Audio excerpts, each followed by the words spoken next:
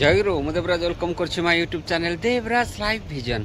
आपण मैंने केमती अच्छा मुझे तो भले अच्छे आशा कर ठाकुर द्वारा आपने भले थे भगवान समस्त मंगल करूँ। आसन आज गोटे नुआ ब्लग को आज नुआ ब्लग जा गोटे विशेष सत्संग जा जो विशेष सत्संग देखा आमर सध्य माने आमर किए सुभाष खटुआ माने खटुआ भाई बहुत सुंदर जाजनटे देखा आज गोटे माने ब्लग रे आपमती कौन लगुच निश्चय कमेंट करते जनइबा डेरी करवानी आसन जा देखा खटुआ भाई बहुत सुंदर जाजन विशेष सत्संग आसतु कहीं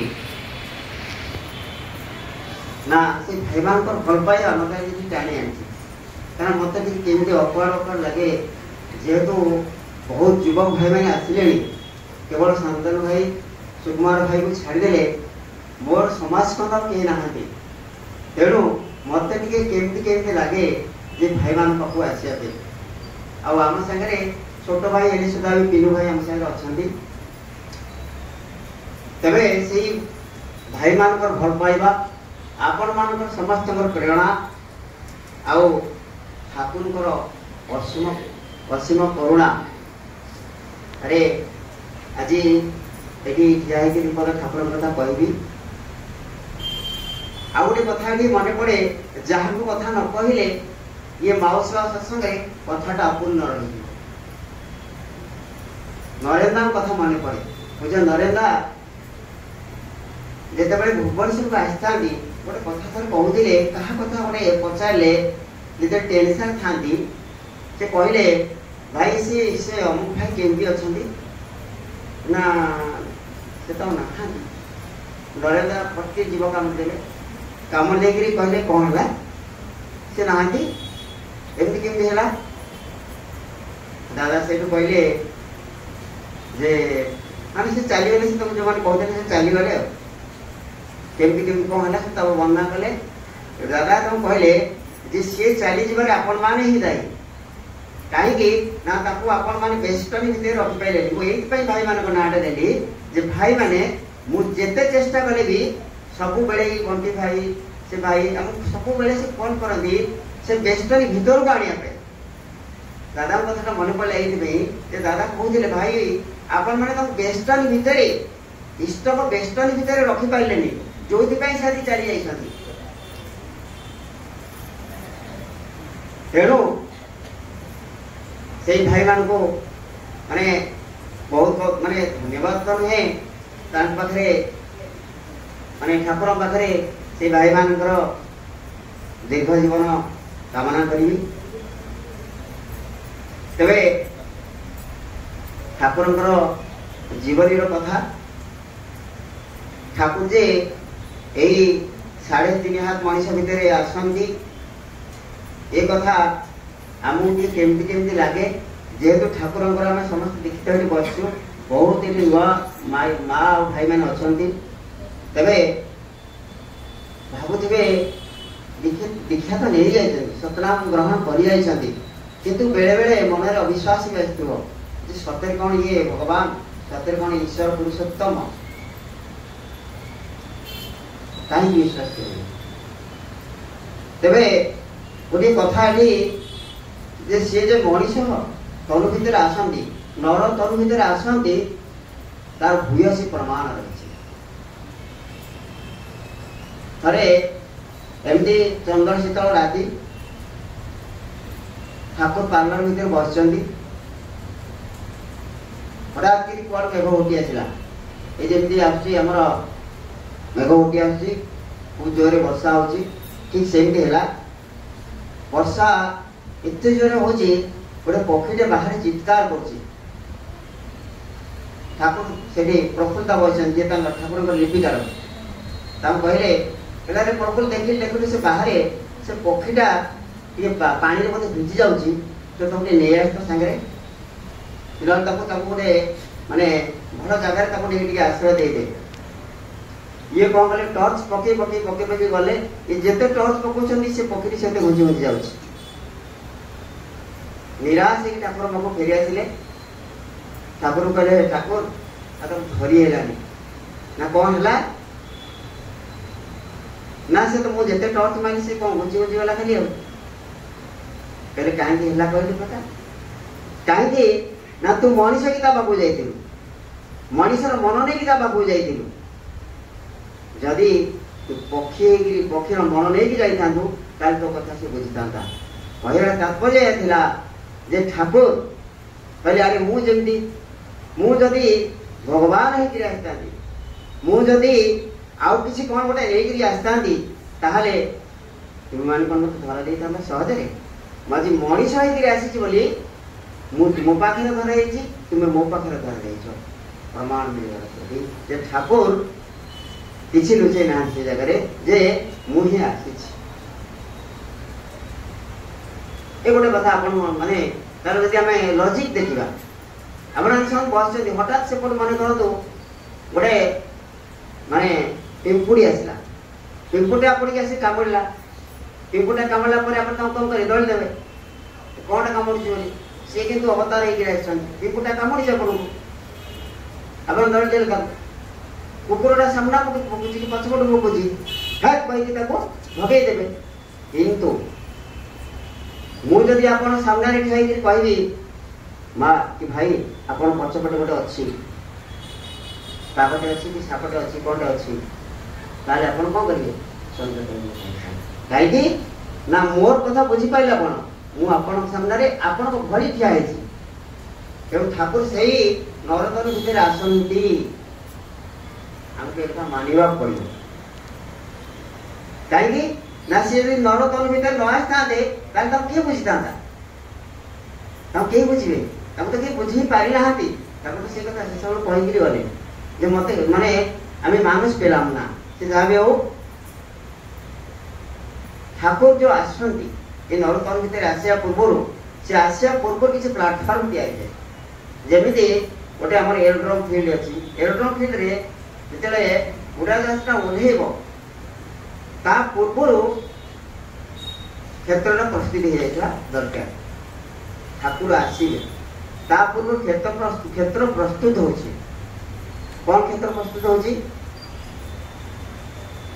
ना ठाकुर जो जगह आसवे से जगह को प्रथम किए आसवे अच्छा ठाकुर तो आसवे जदि नरतन भीतर देखिए आसवे तार पिता माता भीतर देखिए आसवे आ जदि से पिता माता भीतर देखिए न आसवे एमती भी आम तो समस्त जानीचे जे यदि प्रश्न कर जाए जे राम प्रभु श्रीराम हूँ प्रभु श्रीकृष्ण हूँ कि चैतन्य महाप्रभु हूँ जेसस हूँ जी भी हूँ से ही तो से माँ भीतर दे जाते किंतु ताको सम्मान देवाक जाइकरी आम तो कहते से आविर्भूत होती ठाकुर के ठाकुर सहित आलोचना हो विषय जे ठाकुर कहते ना ताको आसवा हुए मातृगर्भ भीतर दे आसवा हुए यहाँ लोक माने लोक चलन भीतर जानिए केमती लोक जनन भीतर लोक जानिए केमती तेणु से माने पिता माता औरस भीतर देखिए आसवा हुए तो ठाकुर आसवा पूर्व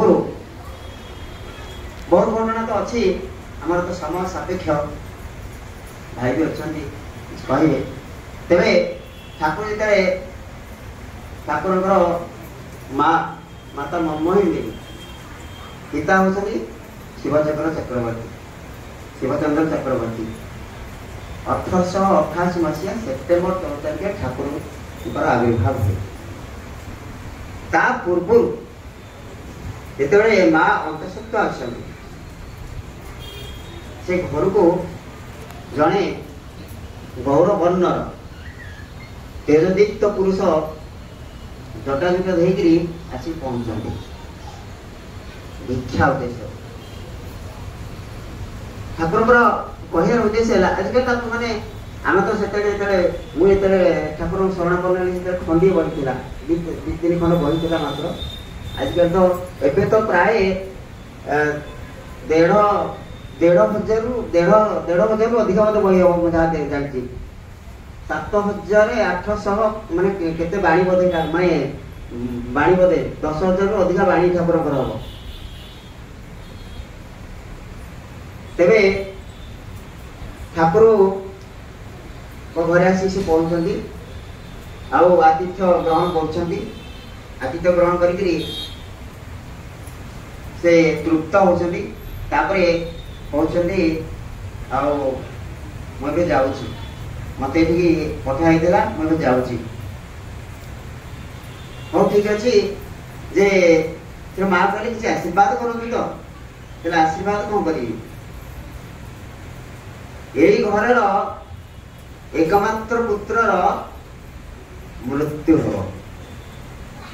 ଦେଖନ୍ତୁ, ସେ କହିଲେ ଏଇ ଘରର ଏକମାତ୍ର ପୁତ୍ରର ମୃତ୍ୟୁ ହବ, ଆଉ ଏଇ ଘରକୁ ଆଉ ଯିଏ ଆସିବେ ସାରା ବିଶ୍ୱକୁ, ସାରା ପୃଥିବୀକୁ ସେ ଓଲଟ ପାଲଟ କରିଦେବେ।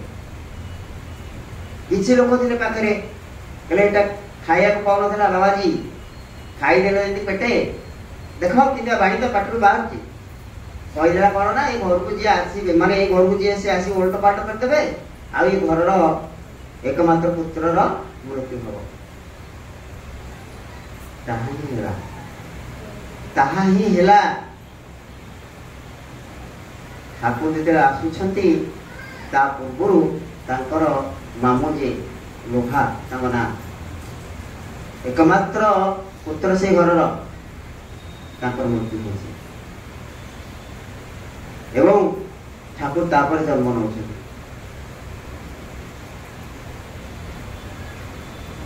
ଘଟଣା ଚକ୍ରରେ ଠାକୁରଙ୍କର ମାନେ ଠାକୁର ମାନେ ବୃଦ୍ଧି ବଡ ହଉଛନ୍ତି ଧୀରେ ଧୀରେ। ଯେତେବେଳେ ତାଙ୍କର ଅନ୍ନପ୍ରାଶନ ହବ ତା ପୂର୍ବରୁ ଚୂଡ଼ାକରଣ ସମୟରେ ଠାକୁରଙ୍କୁ ଛୁଆନ୍ତି। ଆମର ପିଲାମାନେ ସବୁ ଛୁଆନ୍ତି, ମାନେ ମାଟି ଛୁଆଇବେ, ଟଙ୍କା ଛୁଆଇବେ, ସୁନା ଛୁଆଇବେ, ବହି କାଗଜ ଛୁଆଇବେ, ଏସବୁ ଛୁଆନ୍ତି। ତା ପୂର୍ବରୁ ଟିକେ ଠାକୁର ଯେତେବେଳେ ଜନ୍ମ ହଉଛନ୍ତି, ଚନ୍ଦ୍ର ସମିତି ଶ୍ରୀକୃଷ୍ଣଙ୍କର ଅବସ୍ଥା ଠିକ ସେୟା ହେଇଛି, ସମସ୍ତ ସଂପୃକ୍ତ। ତେବେ ଠାକୁର ଯେତେବେଳେ ଆସୁଛନ୍ତି ସେତେବେଳେ ଖିଲିଖିଲି ହସୁଛନ୍ତି। ଛୋଟ ପିଲା ଜନ୍ମ ନଉ ନଉ ଭୂମିଷ୍ଠ ହଉକା ହସୁଛନ୍ତି। ତାତ୍ପର୍ଯ୍ୟ, ଯିଏ ସମଗ୍ର ବିଶ୍ୱକୁ ହସେଇବାକୁ ଆସିଛନ୍ତି ସିଏ କଣ କାହିଁଥାନ୍ତେ କି ଆମର ଭଳି? ତାର ପ୍ରମାଣ ମିଳିଛି।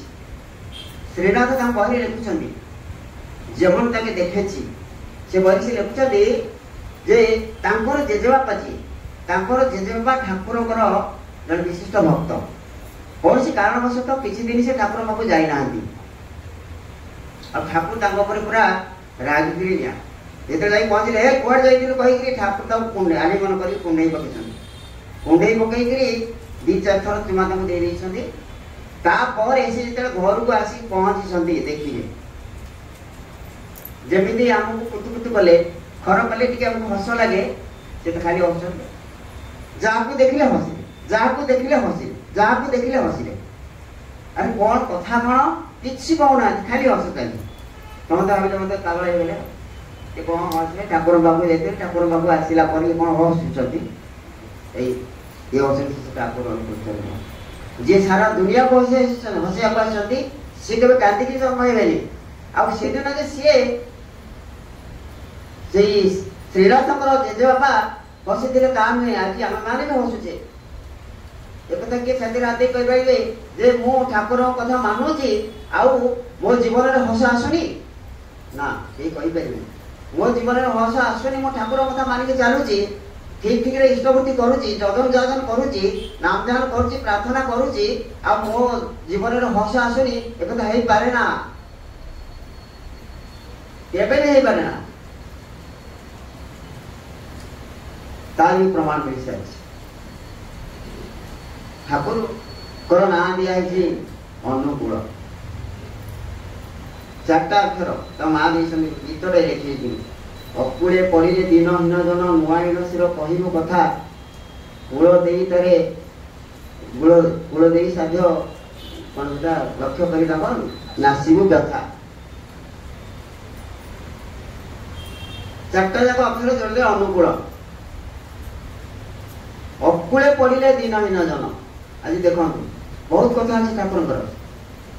ସେଦିନ ସେ ମୁସଲମାନ ଭକ୍ତ ଜଣକ, ବର୍ଷା ଖୁବ ଜୋର ହଉଛି, ଖୁବ ଜୋର ବର୍ଷା ହଉଛି, ପାଣି ଚାରିଆଡେ ହେଇଯାଇଛି। ଗୋଟେ ଜ୍ୱର ଭିତରେ ସେ ପଡିଗଲେ, ମୁସଲମାନ ଭକ୍ତ ସେ। ହେ ଆଲ୍ଲାହ କହିକି ସେ ଦେଖୁଛନ୍ତି, ଠାକୁର ଅଛନ୍ତି ପାଠପଢା ଭିତରେ। खाली माने छटपट होउछन्ति केमि बाहरी जिवे केमिति से जगह बाहर की जाके पहुंचले। अरे कौन हिच अंकुल तोर कौन हिच तोर अंकुल ना नाई किछ नाई उडे घर को जी ना ए वर्षार केमति कौन घर को चारिडे पानी ठाकुर चट करी केतले फसिक पड़े एवं जाइए से जो नाल भितर से पड़ी थिले हाथटा धरिकी उठाऊँ छोट पिला पाठ पढ़ा से कहते तुम्हें कि मोर आला तुम्हें कि आमार आला तुम्हें कौन मोर आला ठाकुर कुछ कहना ठाकुर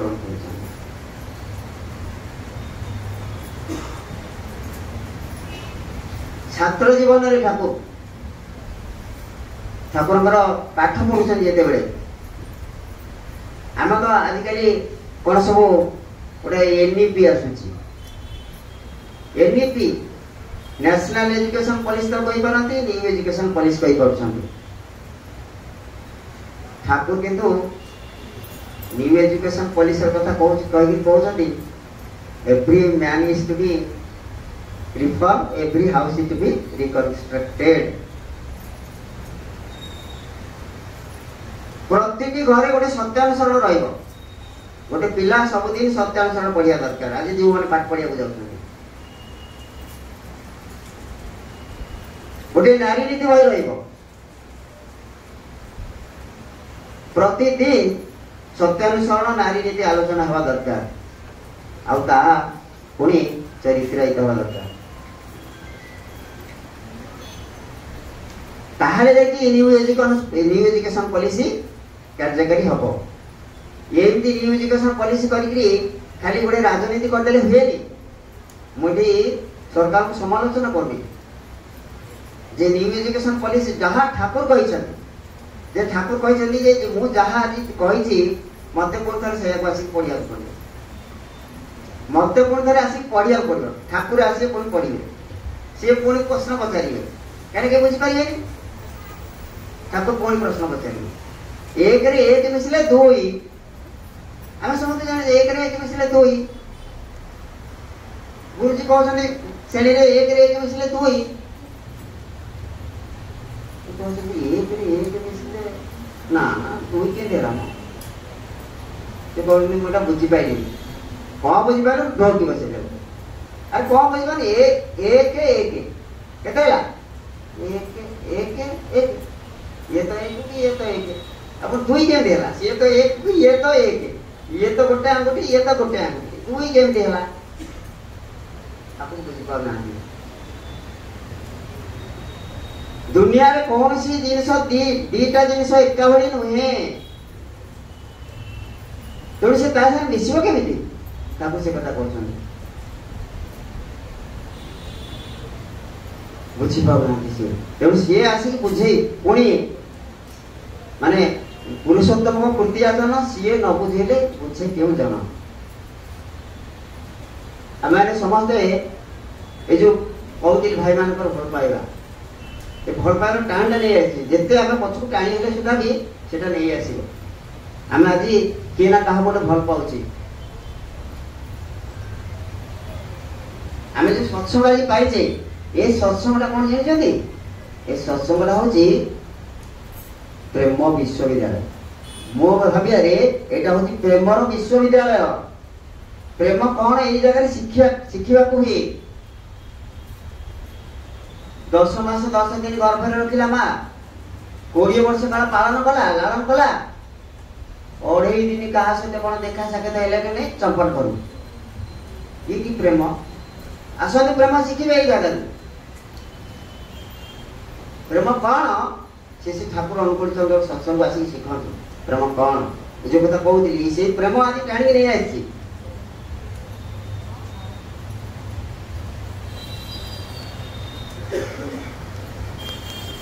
तेणु ये अरे ठाकुर माने व्यक्ति जीवन दाम्पत्य जीवन कौन दाम्पत्य जीवन ठाकुर कथा कहे ये भल पाइबार कथा कहती आम कहतु जो मैंने मैरिड अच्छा ଯେତେବେଳେ ଯଦି କୌଣସି ଏବେ ସିନା ମୋବାଇଲ ଫୋନ ଫାନ ହେଇଗଲାଣି, ସବୁ ମୋବାଇଲ ଫୋନ ଫାନ ହେଇଗଲାଣି, ଗୋଟେ ଚିଠିଟେ ଲେଖୁଛେ, ଆମେ କଣ ଲେଖୁଛେ? ପ୍ରିୟ ପ୍ରିୟ, ଗୋଟେ ସ୍ତ୍ରୀ ପାଖକୁ ଚିଠି ଜଣେ ଲେଖୁଛି ପ୍ରିୟ। ଠାକୁର କଣ ଲେଖିଲେ? କଲ୍ୟାଣୀ ଆସୁ, ତୁମର ସୁଧା ଭଳିଆ ଚିଠିଟି ମୁଁ ପାଇଛି। ଠାକୁରଙ୍କ ଦେଖନ୍ତୁ ଅନନ୍ୟ। ଆମେ ଚିଠି ଲେଖୁଛେ କେମିତି? ସିଏ ଲେଖୁଛେ ଡିଅର, ଆମେ ଲେଖୁଛେ ଡିଅର। ଠାକୁର କଣ ଲେଖିଲେ? କଲ୍ୟାଣୀ ଆସୁ। ଦାମ୍ପତ୍ୟ ଜୀବନ ଦେଖନ୍ତୁ। ତେଣୁ ତାପରେ ଆସିଲା ସମାଜ ରାଷ୍ଟ୍ର ଜୀବନ କଥା, ଅଲଗା କଥା ରହିଛି, ସେ ବିରାଟ କଥା, ସେଆଡକୁ ଯାଇପାରିବାନି ଆମେ। ଗୃହୀ ଆମେ ମାନେ ସମସ୍ତେ ତେଲଣର ସଂସାର ମାନଙ୍କର ଅଛି। ଗୃହୀ ମାନେ ଏଇଥିପାଇଁ, ଯିଏ ସ୍ତ୍ରୀ ପୁତ୍ର ସମସ୍ତଙ୍କୁ ନେଇକି ଏକାଠି ରହେ ସିଏ ହେଲା ଗୃହୀ, ଆଉ ଯିଏ ଏମାନଙ୍କୁ ଦୂର କରିକି ଚାଲିଯାଏ ସିଏ ହେଲା ସନ୍ନ୍ୟାସୀ।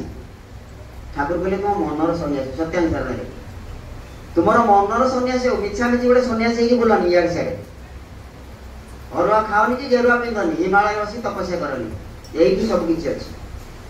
ଆପଣମାନେ ଆମେ ସମସ୍ତେ ଦେଖୁଛୁ, ଏଇ ଗଣେଶ ପୂଜା ଗଲା, କୋଉଠି 62 ଫୁଟ, କୋଉଠି 65 ଫୁଟ, କୋଉଠି 45 ଫୁଟର ଗଣେଶ ତିଆରି କରାଗଲା। ଆରେ ମୁଁ ଟିକେ ଗଣେଶ ଭଳିଆ ଆଣିବି, ମୋ ଘରକୁ ଗଣେଶ ଭଳିଆ ପିଲାଟେ ଆଣିବି, ସେଇଟା ହବନି। କମ୍ପିଟିସନ କରିବି, 62 ଫୁଟର ଗଣେଶ ତିଆରି କରିବି, ପ୍ରସେସନ ଟା ଭଲକି କରିବି। ଠାକୁର ପ୍ରତିଟି ଘରେ ଦେବ ସନ୍ତାନ ଆସିବା ଦରକାର।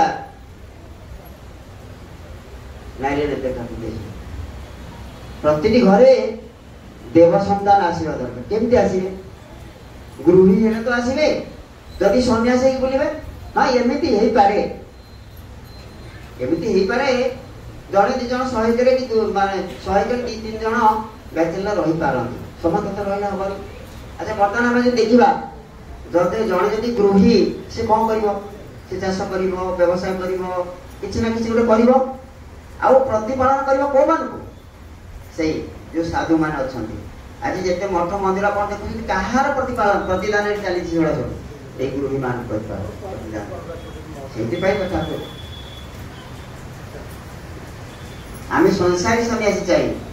ତାକୁ କହିଲେ ଆମେ ସଂସାରୀ ସନ୍ନ୍ୟାସୀ ଚାହି, ମୋର ସଂସାରୀ ସନ୍ନ୍ୟାସୀ ଦରକାର।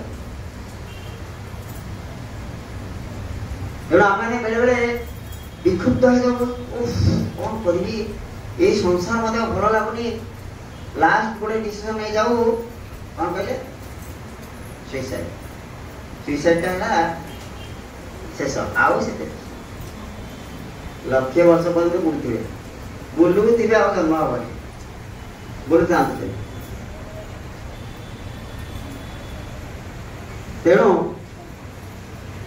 ଠାକୁର କହିଲେ ଆମେ ସଂସାରୀ ସନ୍ନ୍ୟାସୀ ଚାहे, ମୋର ସଂସାରୀ ସନ୍ନ୍ୟାସୀ ଦରକାର। ଗୋଟେ ଠାକୁର ଧର୍ମ କଥା କହୁଛନ୍ତି, ବଞ୍ଚିବା ବଢିବାର ମର୍ମ ଯାହା ଠିକ ଜାଣିଥା ଧର୍ମ ତାହା। ବଞ୍ଚିବା ବଢିଆ କଣ? ଆମେ କଣ ବଞ୍ଚୁନେ ନା ମରୁନେ? ଗୋଟେ କଥା କହିକି ସାରିବି, ଭାଇ ଅଛନ୍ତି, ଆମେ ବଞ୍ଚୁନେ ନା ମରୁନେ? ଆମେ ତ ଠିକ ବଞ୍ଚୁଛେ, ଠିକ ବଢୁଛେ। ଠାକୁର କହିଲେ, ଠାକୁରଙ୍କର କଥା, ଗୋଟେ ଜଣେ ଗୁଡିଆ ଦୋକାନଟେ କରିଛି, ସେ ତାର ଛଣାଛଣି କରୁଛି, ସେଇ ବାଟ ଦେଇକି ଗୋଟେ ପିଲାଟେ ସବୁବେଳେ ଯିବା ଆସିବା କରେ।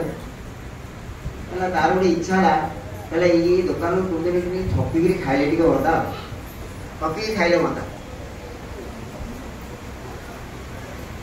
ଇଚ୍ଛା ହେଇଛି। ଯାଇଛି ସେ ଦୋକାନକୁ, କହିଲେ ଏଇ ଆରେ ସେ ଅମଙ୍କ ଝିଅର ପୁରା ଆଜି ନିର୍ବନ୍ଧ, ତମେ କିଏ ଯାଇନ ଯେ? ତମେ ଯାଇନ, ତମକୁ ଡାକି ନାହାନ୍ତି? ନା କି କଥା, ମତେ କେମିତି ଡାକି ନାହାନ୍ତି? ତୁ ଗୋଟେ କାମ କରତେ, ଟିକେ ଦୋକାନରେ ଟିକେ ଥା, ମୁଁ ଦେଖେ କଣ ସିଏ ଡାକିଛନ୍ତି, ଯଦି କାଳେ ଡାକିଥିବେ ମତେ ମୁଁ ଜାଣିପାରିନଥିବି, ମୁଁ ଯାଏ ତା ଘର ଆଡୁ ଆସେ। ପାଇଗଲା ସୁଯୋଗ। ଦେଖନ୍ତୁ ବଞ୍ଚିବା ବଢିଆ କଣ? ଠାକୁର କଥା କହୁଛନ୍ତି ଯେ ବଞ୍ଚିବା ଏଇଟା କଣ? ସେ କଣ କଲା, ଯାହା ଖାଇଲା ପାଟିରେ ଭର୍ତ୍ତି, ସେ ସିଆଡୁ ଯାଇକି ଦେଖିଲା କିଛି ନାହିଁ। ଆରେ କଣ କଥା, କି ନିର୍ବନ୍ଧ କଣ କିଛି ନାହିଁ, ଇଏ ତ ଖାଇବା ପାଇଁ ଏତେ କଥା ପ୍ଲାନ୍ କରିଛି। ଆସିଲା, କହିଲା ଏଇ କଣ କହିଲୁ, ତାର ନିର୍ବନ୍ଧ ହେଇଛି, ଭଲ କି ତିକୁଣ୍ଡା ଦେଲା, ହେଲା ସେ ଯାହା ଖାଇଦେଲା, ପାଟିରୁ ତାକୁ ବାହାର କଲା, ବ୍ଲଡ ଦି ମୁଣ୍ଡା ବାହାରିଲା ପାଟି, ଯା ବଞ୍ଚୁତା ବଢୁତା ଏଇ ହେଲା ବଞ୍ଚିବା ବଢିବା। ଏଇ କଣ ହେଲା ବଞ୍ଚିବା ବଢିବା? ବିଶେଷତ୍ୱ ହେଇକି ଜଣେ ଯାଉଛନ୍ତି, ସବୁଦିନ ଯାଉଛନ୍ତି, ଆସିକିରି କହୁଛନ୍ତି ମାନେ ସବୁଦିନ ହଉଛି କଣ ମୋର ପରିସ୍ରା ପୋଡା ହଉଛି। ତ ପରିସ୍ରା ପୋଡା ହଉଛି କାହିଁକି? ତୁ ଯାଉଛୁ କାହିଁକି? এইটা ହେଲା ବଞ୍ଚିବା ବଢିବା। ଚିନ୍ତା କରନ୍ତୁ। ତେଣୁ ବଞ୍ଚିବା ବଢିବାର ମର୍ମ ଯାହା, ଧର୍ମ ବୋଲି ଜାଣିବୁ ତାହା। ଆମେ ଧର୍ମଟାକୁ କୋଉଠି ନେଇକି ଥୋଇଛୁ? ଧର୍ମଟାକୁ ନେଇକି ମନ୍ଦିର ଭିତରେ ଥୋଇଛୁ। ସେ କଥା କହିଲେ ଏଥର କରିବ ଲୀଳା ଅତି ଚମତ୍କାର। ଏବାର କରିବ ଲୀଳା ଅତି ଚମତ୍କାର। ଏଥର ମନ୍ଦିରରେ ରହିବାର ନାହିଁ, ମସଜିଦରେ ରହିବାର ନାହିଁ। ଏଥର କୋଉଠି ରହିବି? ତୋ ଘର ଭିତରେ। ତୋ ଘର ଭିତରେ ରହିବି। ଆଉ କଣ କରିବୁ? ମୋର ସେଠି ସିନା ବଡ ମନ୍ଦିରଟେ ତିଆରି କରିଦେଲୁ, ମୁଖଶାଳାଟା ଏଡ଼ିକି ଟିକେ କରିଦେଲୁ, ଏଡ଼ିକି ଟିକେ ମୂର୍ତ୍ତି କରିକି ମତେ ଥୋଇଦେଲୁ। ତୋ ଘର ଭିତରେ ରହିଲେ ମତେ କଣ କରିବୁ? ଆମେ କଣ କମ ସ୍ୱାର୍ଥପର କି? ମାନେ ସେ ବହି ପଢିଲେ ଆପଣ ଆଖି ଲୁହ ମାନେ ଝରିଯିବେ। ସେ ଶ୍ରୀନାଥ ଯେମିତି ଲେଖୁଛନ୍ତି କି କଷ୍ଟ ଆମେ ତାକୁ ଦେଇଛୁ। ଦେଖୁନାହାନ୍ତି ରାମଚନ୍ଦ୍ରଙ୍କ କଥା, ଦେଖୁନାହାନ୍ତି କି କଷ୍ଟ ପାଇଛନ୍ତି, ଶ୍ରୀକୃଷ୍ଣ କି କଷ୍ଟ ପାଇଛନ୍ତି। ଠାକୁର ତ ମାନେ ସୁଭାଷ ବୋଷଙ୍କର ମାଇଁ ଆସିଛନ୍ତି କଣ ପାଇଁ? ଗୋଟେ ଠାକୁର ଜଣକୁ ଡାକୁଛନ୍ତି ଟିକେ, ଏଇ ଏବେ ସେ ଘର ଭିତରେ ଦିଟା ଚଟି ଥୁଆ ହେଇଛି, ଟିକେ ନେଇକି ଆସେ। କଣ ନା ତୁ ମତେ ଆଗ କଥା ଦେ। ହଁ କଥା ଦେଲେ, ହଁ ମୁଁ ଯାହା କହିବି ସେ କରିବୁ ନା? ହଁ ସତ୍ୟ ସତ୍ୟ କଲା। ଗଲା କହିଲେ ଦିଟା ଚଟି ଥୁଆ ହେଇଛି, ନେଇକିରି ଆସେ। ତୁ ଗୋଟେ କାମ କର, 6 ପାହାରେ ଗଣି ଗଣି ମୋ ପିଠିରେ ବସେଇବି, 6 ପାହାଡ଼ ବସେଇବି। ଆଜ୍ଞା ହେଇପାରିବନି। ସୁଭାଷ ଚନ୍ଦ୍ର ବୋଷଙ୍କ ମାଇ କହିଲେ ଠାକୁରଙ୍କୁ କହିଛ କଣ ମନା କରୁଛ? ଯା ଯା ଟିକେ ବାଡି ଦେବ। ଇଏ ଯାଇକିରି ସେତେବେଳେ ଶୁଣ, ଏମିତି ନାହିଁ, ଏମିତି ନାହିଁ। ବିଟ୍ 6 ପାହାଡ଼ ମତେ କଣ ପାଇଁ? ମାନେ କୁଆଡେ କିଏ ଭୁଲ କରୁଛି ଦଣ୍ଡ ପାଉଛି, ସେ ନିଜେ ବୁଝିଥିବ। ଇଏ ଶିଶୁଟା ତୁରନ୍ତ କଣ ପାଇଁ? ଏଇ ଆମରି ମାନଙ୍କ ପାଇଁ, ଏଇ ଗୃହୀ ମାନଙ୍କ ପାଇଁ ଏତେ ତାଙ୍କର କଷ୍ଟ।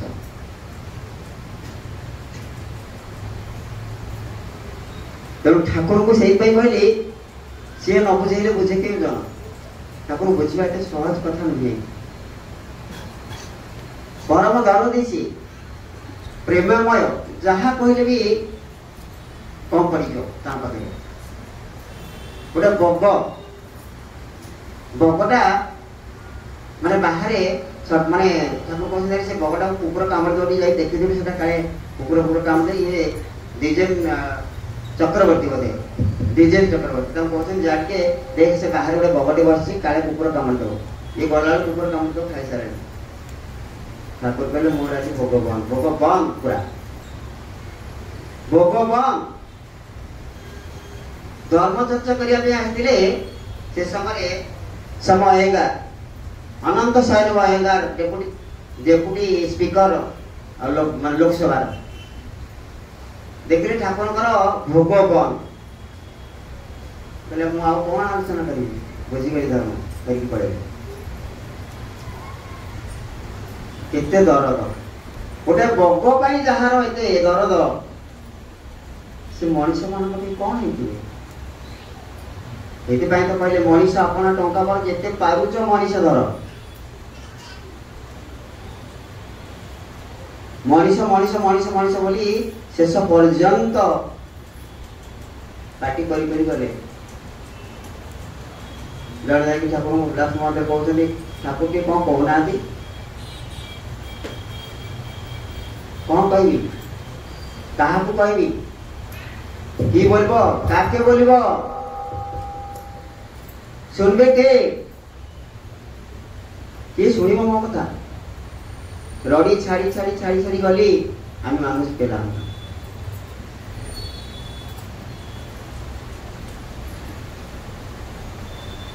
কেইটা বর্ষ ভিতরে ঠাকুরଙ୍କର 138 ବର୍ଷ, 138 ତମ, କେଇଟା ବର୍ଷ ଭିତରେ ସବୁ ମାଳ ହେଇସାରିଲାଣି। କୋଉ ଠାକୁର ଆସିବେ? ଯଦି ଆମେ ତାଙ୍କ କଥା ମାନିକି ନ ଚାଲୁ, ସେ ପୁଣି ଆସିବେ। ବାଧ୍ୟ ଆସିବା ଯେ କୌଣସି 10,000 ବର୍ଷ ପର୍ଯ୍ୟନ୍ତ ଆସିବେନି ସେ କଥା ନୁହେଁ। 138 ବର୍ଷ ଭିତରେ ଯାହା ହେଲାଣି ତେଣୁ ସେ ଆସିବାକୁ ପୁଣି ବାଧ୍ୟ ହେବେ, ପ୍ରସ୍ତୁତି ରହିଥାନ୍ତୁ। ଜୟ ଗୁରୁ। आज ब्लॉग तो आम देखिले कि विशेष सत्संग खट भाईर गोटे बहुत सुंदर जाजन आपन केमती लगे निश्चय कमेंट कर जानवे। पुणी देखा गोटे नवा ब्लॉग रोचे। आपन देवराज नमस्कार। जय जगन्नाथ। जय गुरु।